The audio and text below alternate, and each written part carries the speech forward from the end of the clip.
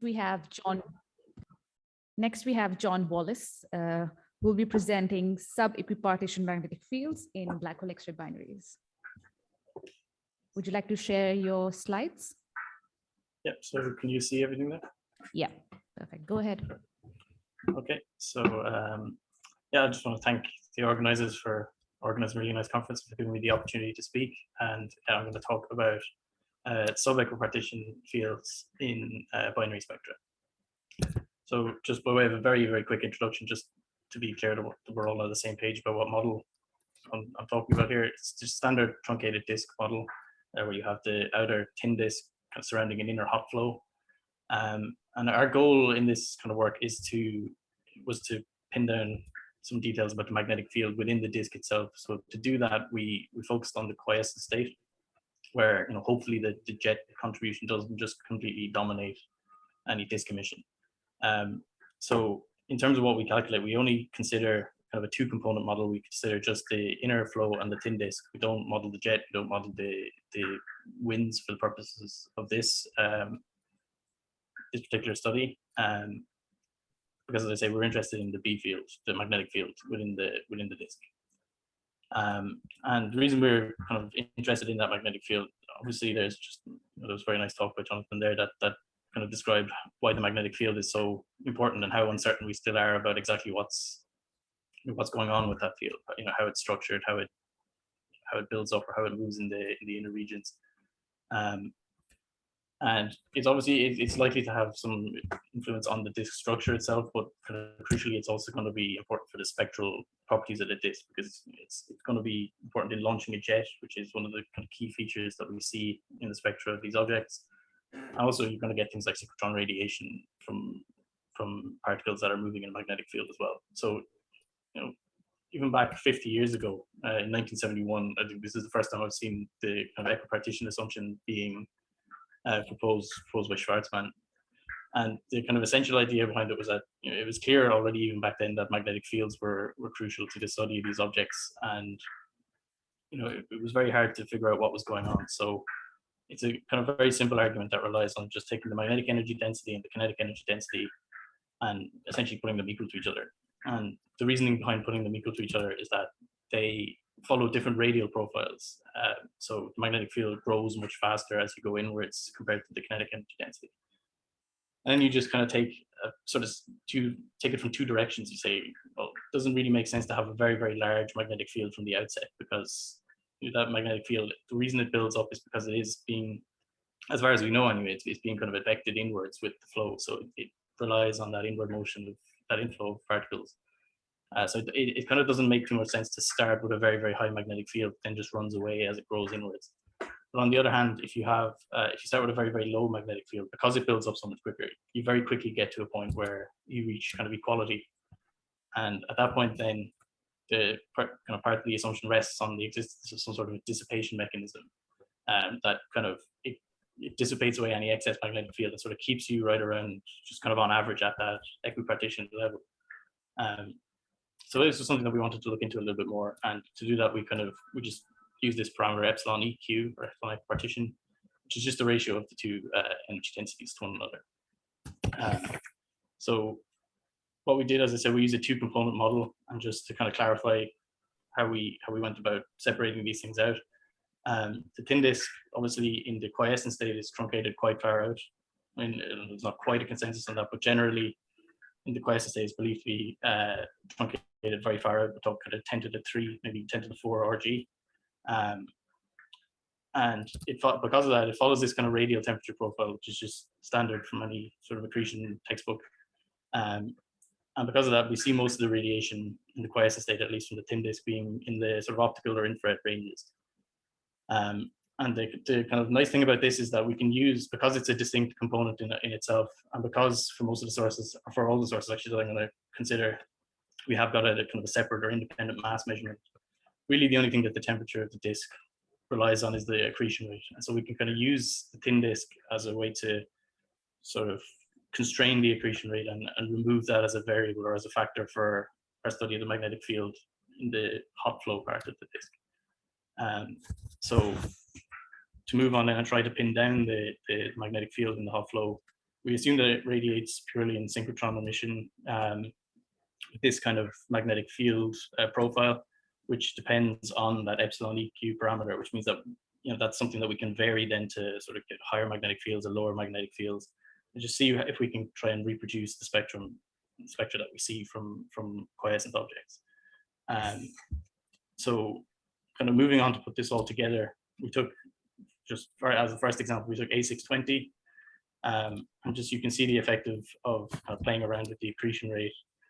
And we kind of settle on a value of the accretion rate that seems to look nice. I do want to point out that we didn't actually do a statistical fit. This is just kind of done by eye. Our main goal was to test the equipartition assumption. It wasn't to kind of get a very kind of nice constraint on the accretion rate or anything. We just wanted to qualitatively reproduce the spectrum and see what kind of rough values of the equipartition value we would need to do that.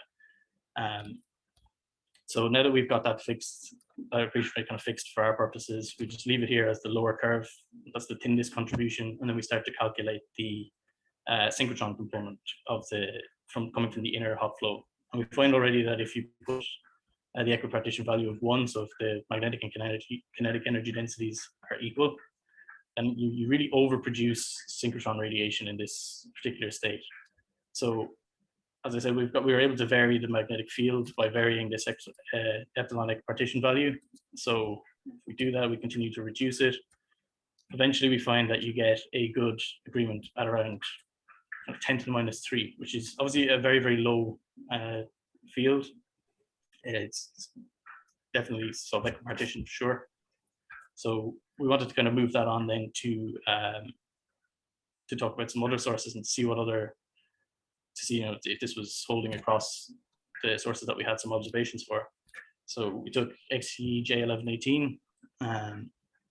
Again, we found we pinned its accretion rate down using the thin disk part, which is a distinct component, and then we did the same process of playing around with the equipartition value to see when it looked like it was beginning to match the data a little bit. And again, we found a value for the equipartition ratio of about 10 to the minus 3. It's on the order of 10 to the minus 3. And then we also did D404 sig. And here we found a really, really low value, 10 to the minus 9. And so we thought about that for a while, and we kind of wondered what was going on. Why was it so low?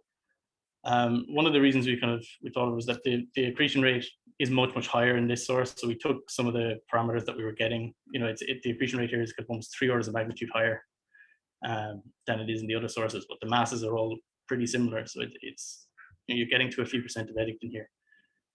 But we took the parameters that we were getting in our calculations. We kind of calculated the total powers that we were expecting from the synchrotron sources, and they were coming out to be more or less sensible as far as we could see. So our kind of takeaway was that it really does seem that low magnetization across multiple sources is what's kind of coming, is what's cropping up, is the result we're getting. And so obviously this has quite a lot of implications in terms of how we want to study. John. Thank you. It has a lot of implications in how we want to study these objects and what it means for things like simulations and for disk geometry and so on. So as lots of people have been noting all week, the magnetic field is kind of crucial to the jet launching of these sources. And if we have a very low magnetic field, can we still get something like the Blanford's magnetic mechanism? Is kind of an open. It's a question that is arising from this result of having a very low magnetic field. And equally, to keep the magnetic field that low, because as we said, the magnetic field grows so much faster than the kinetic energy density, to kind of keep it at such a sub-equipartition level, you need a very strong, very efficient dissipation mechanism. And that's going to release a huge amount of energy into the disk, and it's going to really heat your disk very strongly, which in turn then is likely to affect the way that the disk structure evolves. I mean, I think it really presents a challenge to kind of thin disk models, because if you got this really high level of heating, it's going to puff up your disk, most likely in the inner regions. But then, of course, we do still have a couple of remaining questions. The chief one being that our model doesn't actually account for the lowest energy observations. And if you even go to lower energies, then you can see here there's the kind of telltale signs of a flat spectrum radio jet being present in this source. So we end up with a kind of a tension here, which is that it seems like we do need to have a jet in the source to really fully explain the spectrum right down to low energies, but we've also got a very low magnetic field. So, how can we reconcile those two? Is there even a problem in general? It's something that we're wanting to move into in the future to look at further. And also there's the question of, what mechanisms are out there? Are we seeing mechanisms in simulations there? Can we come up with any simulation or any mechanism that makes sense that can really dissipate this magnetic field very quickly or very strongly to the extent that would be required to get to such a sub-equipartition disk? So on that note, I'll just leave you with my summary slide, and I'm happy to take any questions. Thank you, John. Let's see. Yeah, I see a hand up in the room.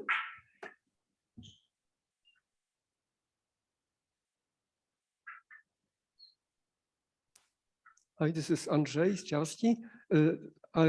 Maybe I missed that in your talk. You assume thermal electrons. So what is the electron temperature in this inner flow you assume? Yeah, we assume thermal electrons, and typically the temperatures that we have are around 10 to the power 10 Kelvin, a few 10 to the 10. How much? 10 to 10. 10 to the 10. Yeah, because synchrotron emission from thermal electrons hugely depends on temperature. If you reduce temperature, you reduce synchrotron by many orders of magnitude, and this 10 to the 10 seems to be not based on data, right?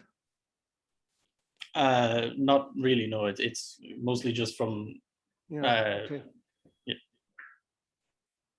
Thank you. Jonathan on Zoom has a question. Yes, thank you. Very nice talk. I would like to know how sensitive are your results to your density distribution? You mean the geometry shape of the disk, you mean, or the inner flow? Well, no, because the argument of sub-equipartition relies on, comparing both the magnetic energy density and, the thermal energy density. And there comes the density. And the way it varies with the radius, is model dependent. Yeah, well, what we assumed was a kind of a spherical inflow. I didn't try it for other geometries like that. We assumed that it was with no mass loss. With no mass loss then. No, with no mass loss. So I was wondering if you because there have been many studies in a way comparable in young stars as well, where people derive conclusions inside, of course, some assumptions which are fine, which is fine. Everyone does this. But if you assume that your disk is losing mass because you have winds, can be massive, it means that the density distribution is much shallower than the one you were taking. So yeah, no, that's a fair point, and I think that's maybe something that a direction that we can go in the future is to test it with other density distributions and other things, and with mass loss and so on included. Yeah, definitely. I think that's. So in a way, if you're I think theoretically speaking, the maximum exponent for the m dot is 1. So you assume the 0 exponent, and but you could go up to 1. So yeah, so you need to vary that. Yeah, but it's quite. I guess it's easy. It's easy to check. So you could see if your quiescent disk is actually losing mass. You may change your conclusions. Yes, yeah, that's possible, and that's something that we'll definitely look into. Thank you. I think, okay, no more questions. So let's thank John again.